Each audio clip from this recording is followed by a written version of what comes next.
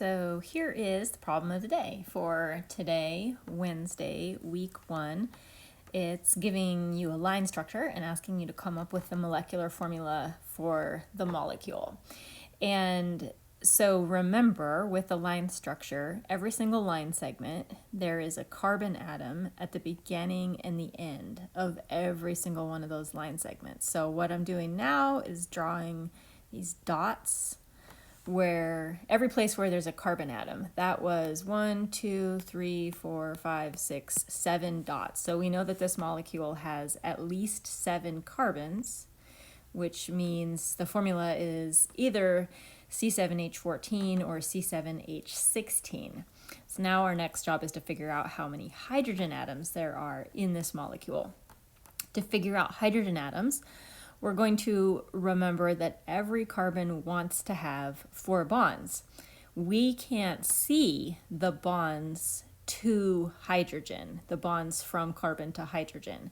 So when we're looking at, we're going to start with this guy up here on top. When we're looking at this particular carbon atom, we can only see one of its bonds. That tells us that it must have 3 more bonds that we can't see. So there's 3 hydrogens. Now let's look at the carbon underneath it. We can see that it has 1, 2, 3 bonds, which means that it has a 4th bond that we can't see. There's another hydrogen. Now let's go over here. For this carbon, we can see that it has 1, 2, 3 bonds. That means bond number 4 is to a hydrogen.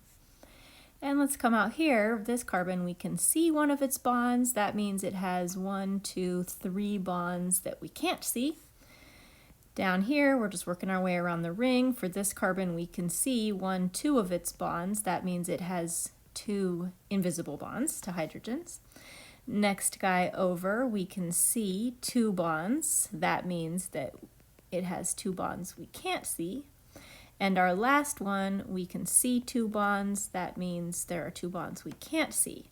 Now we just have to count up all of those hydrogens.